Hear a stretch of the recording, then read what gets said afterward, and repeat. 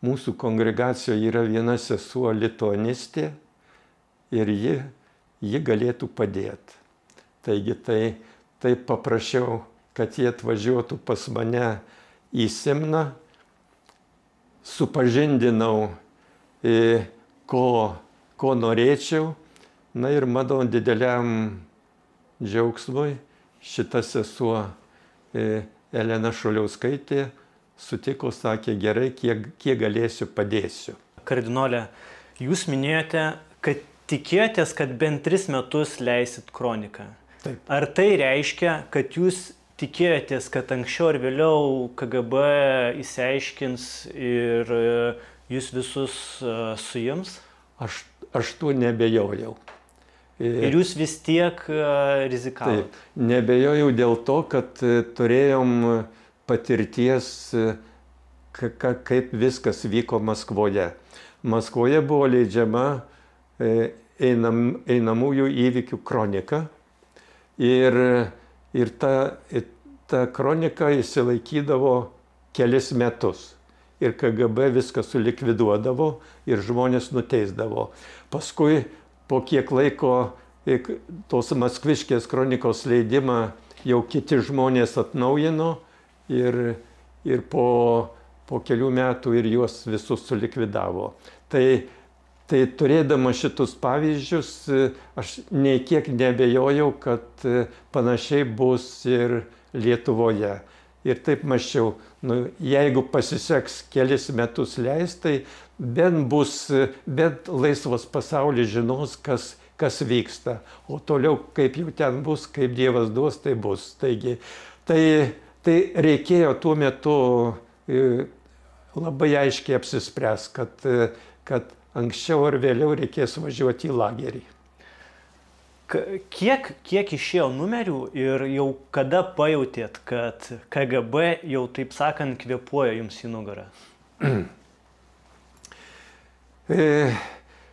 Kad kvėpuoja į nugarą pajutau po 2 metų. Tai buvo 74 metai, vieną rytą grįžtu iš Simno bažnyčios po mišių ir rengiausi važiuoti į Kauną ir iš slėptuvės pasiėmiau kelis kronikos numerius, kažkam tai planavau nuvežti. Atsiprašau, kad pertrauksiu, o kur slėpdavot numerius? Paslėpti turėjau didelę problemą. Simne tarnaudamas turėjau tik vieną nedidelį kambarėlį, kuriame buvo mano ir miegamasis, ir rašomasis, ir darbo kambarys. Tai pirmas didžiausias rūpestis buvo, kur paslėpti tą medžiagą, kurią gaudavau kronikai, nes ta visa medžiaga būdavo dažniausiai rašyta ranka, kai kuri rašoma mašinėlė. Tai neturėdamas galimybės savo kambarį paslėpti, pradėjau ieškoti kokios vietos bažnyčioj. Tai išlandžiojau visas palėpes, Simno bažnyčia labai didelė. Na ir suradau vieną vietą, kuri man atrodė labai saugi. Tai buvo šoninis altorius. Prie altoriaus ant grindų laiptas ir altoriaus mensoj akmeninė plokštė su relikvijom, taip altoriui taip jau visada būna. Ir tą akmeninę plokštę iškėliau ir matau didelė erdvė, į kurią galima kažką nuleisti ir net pakišti po altoriaus laiptų. Ir man atrodė, kad jeigu ir bus krata, tai saugumas nesuras. Ir ilgą laiką man ta vieta tarnavo kaip slėptuvė kronikos medžiagai ir kronikos numeriams, kurie būdavo perrašyti rašoma mašinėlė. Tai aš iš tos slėptuvės atsinešiau kelis numerius nuvežti draugams į Kauną. Ir bevalgant pusryčių šeimininkė sako, kunigėli, čia pas jumi yra kažkokie vyrai svečiai. O tie svečiai pasirodo buvo jau KGB pareigūnai. Jie pateikė kratos orderį ir mano kambarį visą iškrėtė. Na ir žinoma, tuos 2 kronikos numerius rado. Daugiau jokios medžiagos jiems reikalingos nerado. Tai po to mane kvietė į Vilnių, į KGB būstinę tardymui. Taigi intensyviai pradėjau klausinėti, ką žinau apie kroniką. Žinoma, aš visko įsigyniau. Tai tada supratau, kad jau KGB į mane yra atkreipę dėmesį. Kiek jie turi informacijos, neaišku. Man atrodė, kad turi labai mažai pagal tuos klausimus, kuriuos man uždavė. Bet tas jau susitikimas tardymo metu su KGBistais dar labiau paskatino būti atsargiam ir bandyti kiek įmanoma ilgiau pratęsti kronikos leidimą.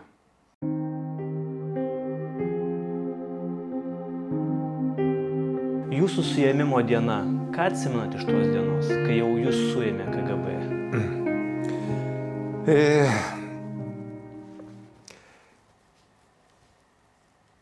Mano suėmimas įvyko šiek tiek, nors ir tikėjau suėmimo, bet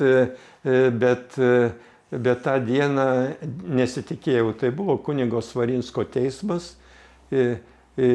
Į teismo salę žmonių neįleisdavo ir prieš paskelbiant nuosprendį prie manęs ir kunigo Kaunecko priėjo vienas saugumietis ir sako, jei norit, mes jūs leisim išklausyti nuosprendį.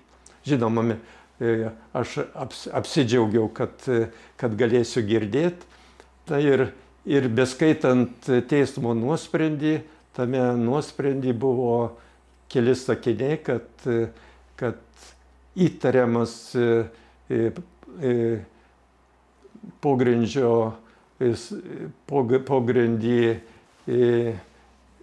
prieš tarybų santvarką veikiantis kunigas Stankevičius ir jam iškelt baudžiamą bylą pagal Baudžiamo kodekso 68 straipsnį.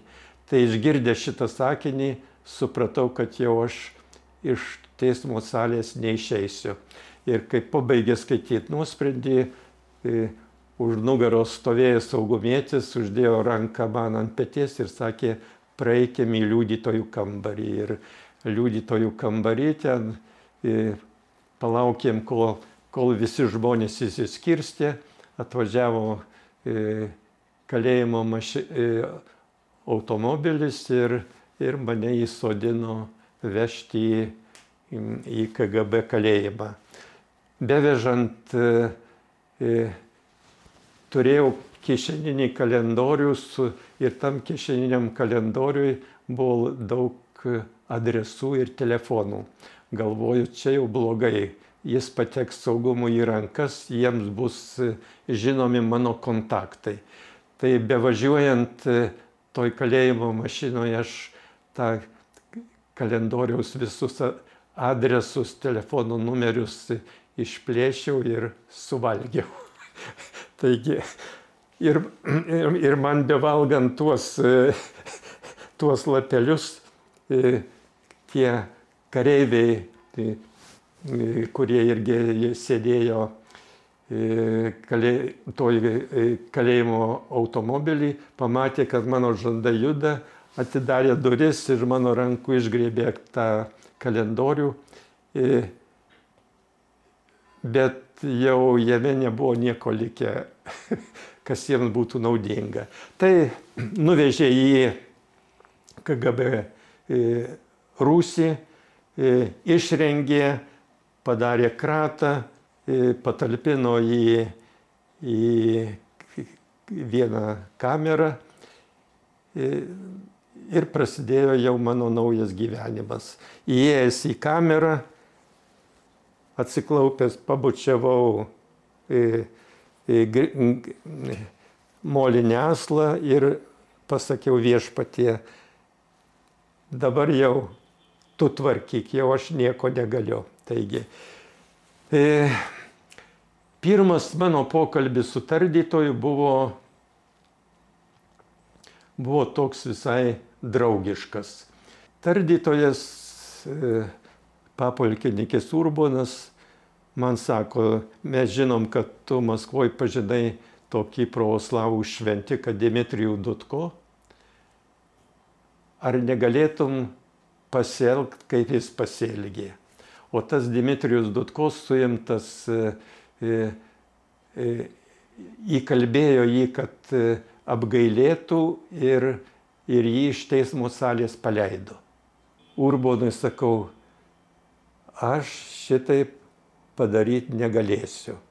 Tikrai ne, tai būtų prieš mano sąžinę.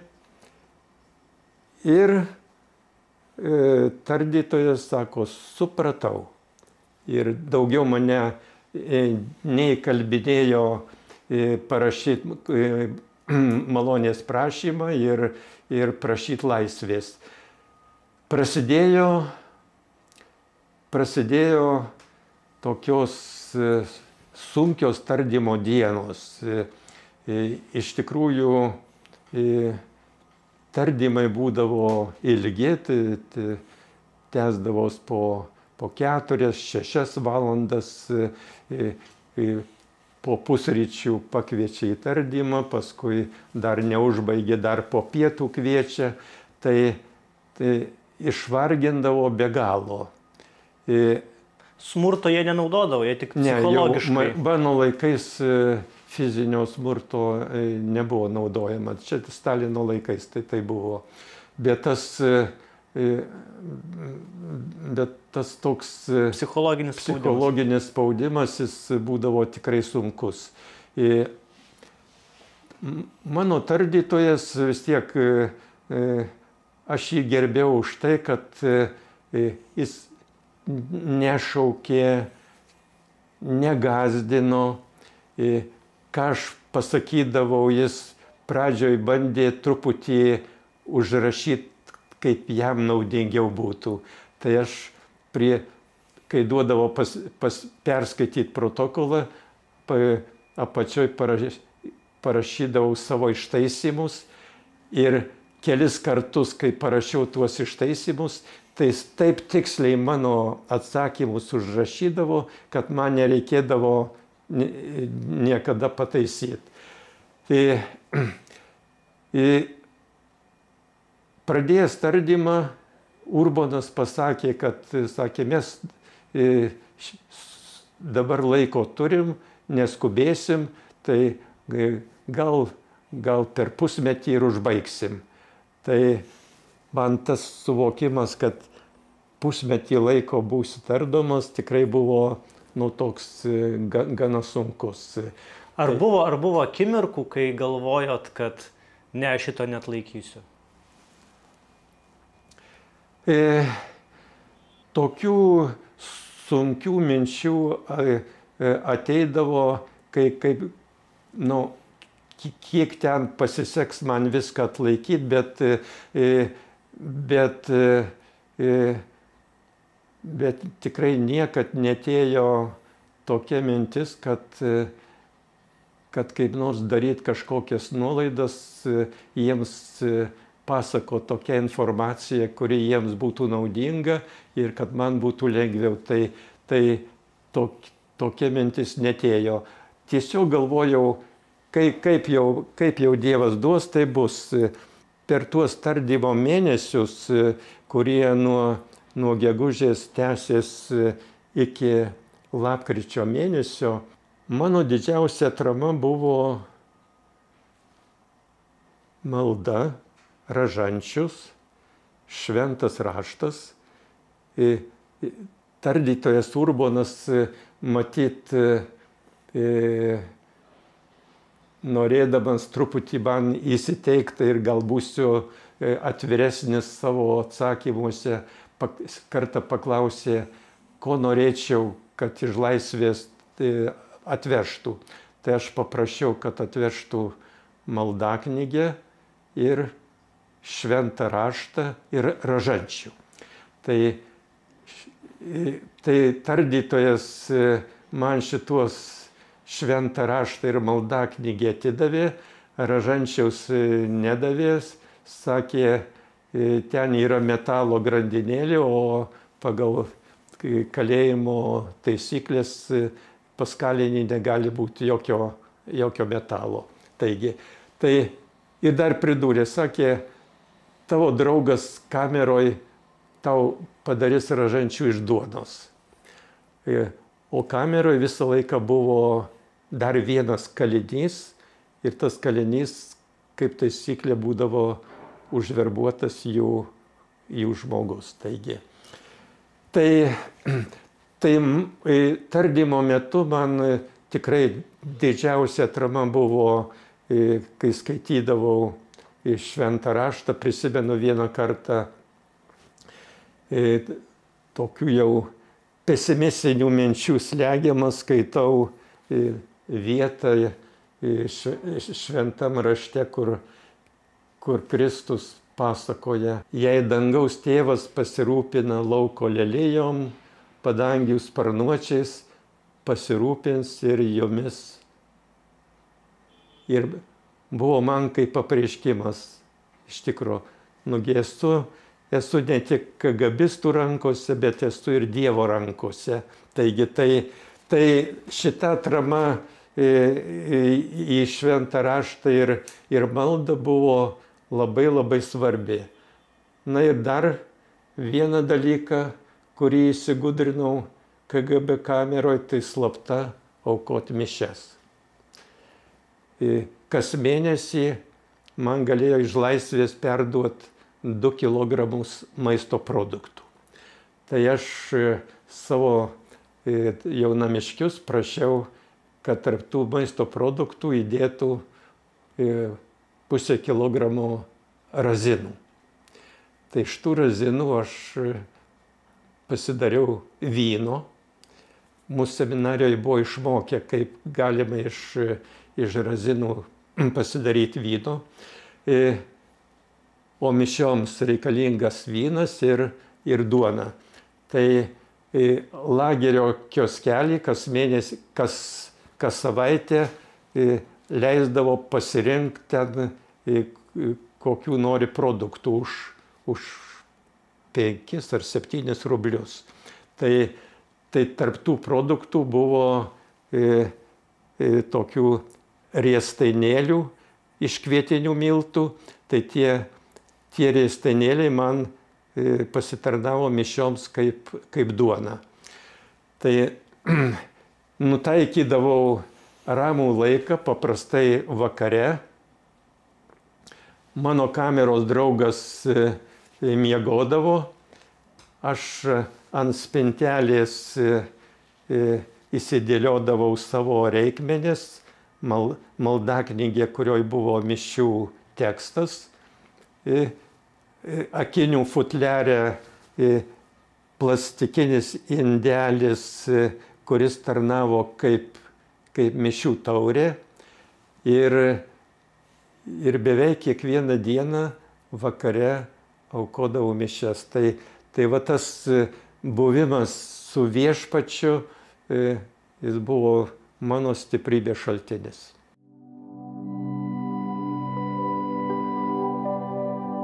Kai mes įsivaizduojam trėmimą į Sibirą, mes įsivaizduojam pokario Lietuvą ir gal tos iki stalininius laikus, iki Stalino mirties. Jūs ištrėmė kelintais metais? Mane nuteisė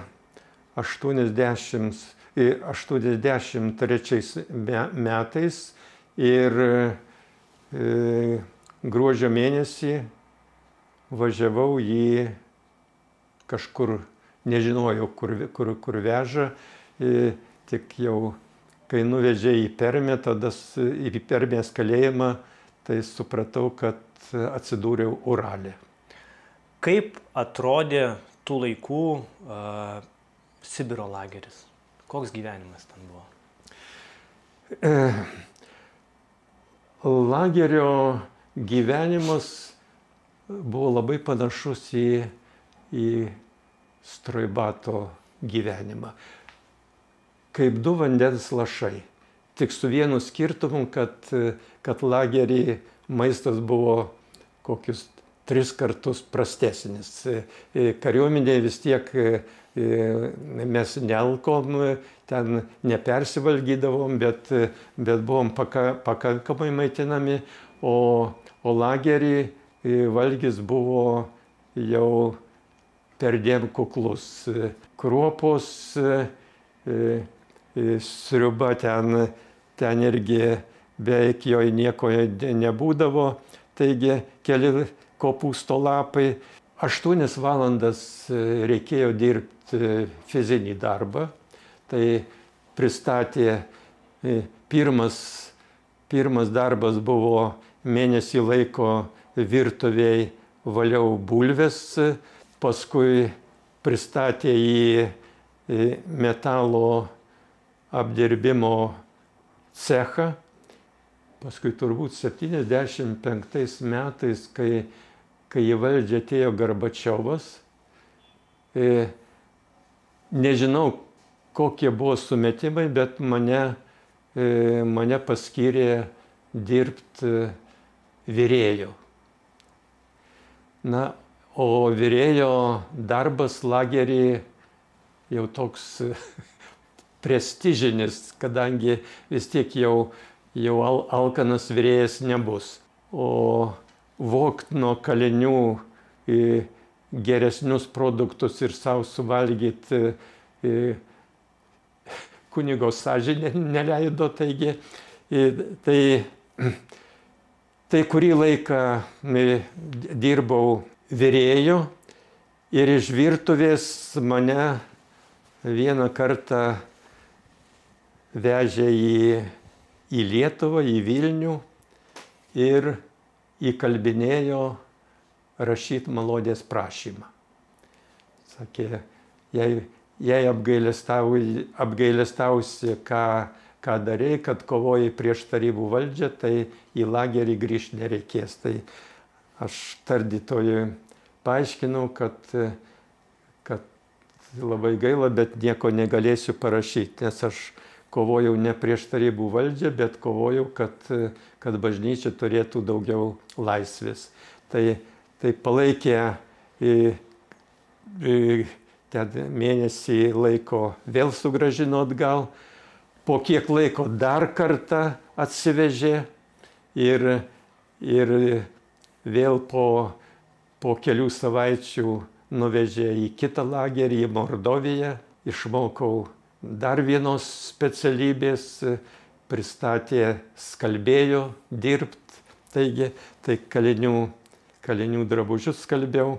87 metų berods pabaigoje iš visų respublikų atvažiavo prokurorai ir įkalbinėjo kalinius, kad bent kelis sakinius parašytų, kad ateityje laikysimės tarybinių įstatymų, ir kurie tą parašė, visus paleido į laisvę. Aš nieko neparašiau ir tada mane vėl įsodino į traukinį ir nuvežė vėl į Uralą, bet į kitą lagerį, kuris turėjo numeris 35. Na ir tame lagerį sulaukiau savo bausmės pabaigos. Teismas buvo davęs 6 metus griežto režimo ir 4 metus tremties.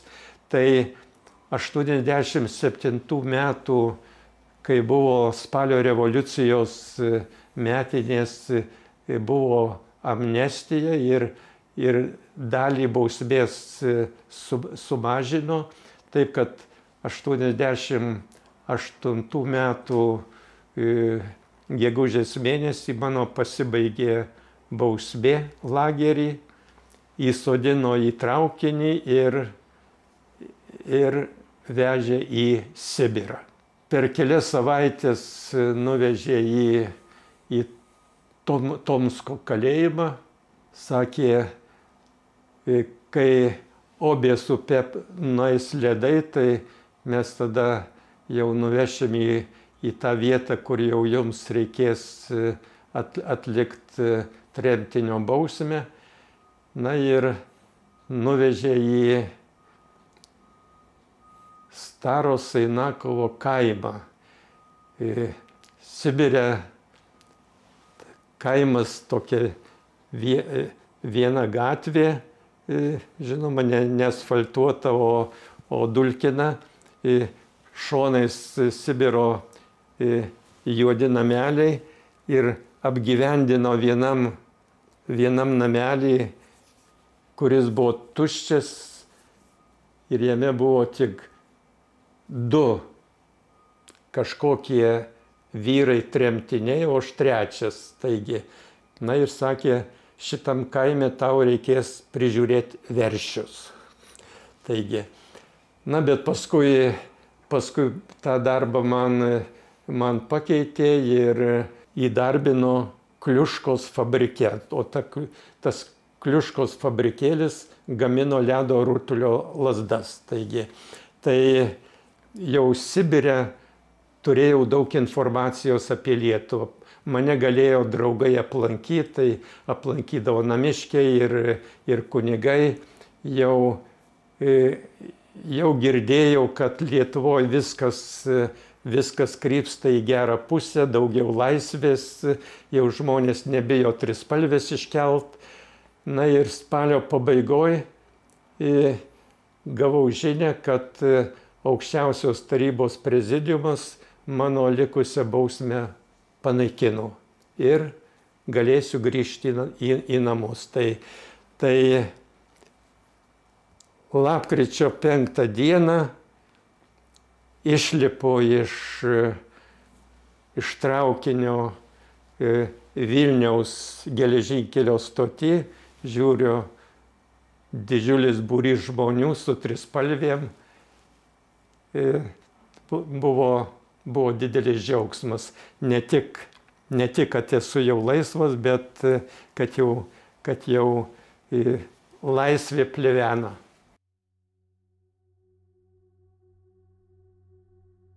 Kas jums leido neprarasti tikėjimo tiek lagery, tiek tremty? Kaip jūs nepraradote tikėjimo? Mano tikėjimo kelionėje ypač tokia didelė įtaka turėjo mano buvimas Jėzaus draugijos nariu. 68 metais aš įstojau į Jėzaus draugiją, o Jėzaus draugija yra vienuolija. Pradžioje būna mėnesio rekolekcijos. Reiškia, mėnesį laiko tyloj pagal ten nustatytas temas persvarstai daugelį svarbių dalykų ir tos rekolekcijos man davė tokius stiprius tikėjimo pagrindus, kurie buvo man svarbus ir paskui ir KGB kalėjime, ir lagery, ir Sibire. Tai manau, kad iš jaunystės paveldėtas tikėjimas ir paskui jis sustiprintas kunigų seminarijoje, dar labiau sustiprintas Jėzaus draugijoje, tai buvo pati didžiausia mano atrama. Ar turėtumėt perduoti kažkokią žinutę mūsų jaunimui, kuris nepatyrė okupacijos?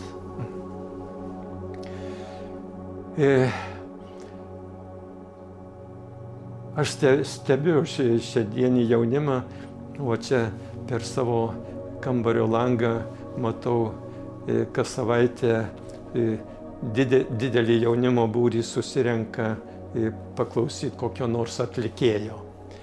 Taigi visų rankose mobilūs telefonai.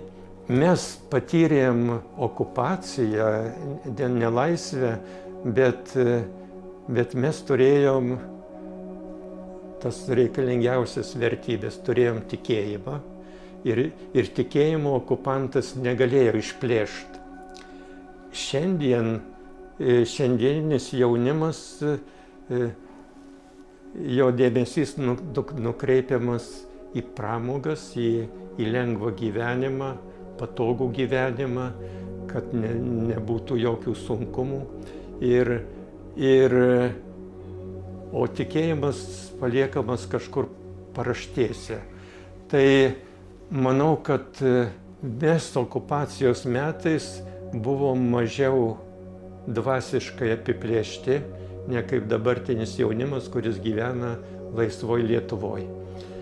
Tai dabartiniam jaunimui, kurį tikrai labai gerbiu, vertinu, labai linkėčiau nepasinerti tik pramogose ir bandyti išlaikyti tikėjimą. Jei turės tikėjimą, tai ir šiandien galima gyventi labai šaunų gyvenimą. O jei žmogus praranda tikėjimą, tai ar ten sovietmetis, ar laisva Lietuva, žmogų ištinka didelė bėda. Sovietmetį kažkur tada nudreifuodavo į komjaunimą, į kompartiją, o mūsų laikais vėl atsiduria tokioj chaotiškam pasaulyje, kuriame nėra jokių vertybių ir kur laisvė suprantama pačia blogiausia prasme - gyvent kaip nori. O tikrai laisvei reikia tiesos, meilės, sąžiningumo. Taigi, tai mielam jaunimui linkėčiau išsaugoti tikėjimą. Išsaugot tikėjimą.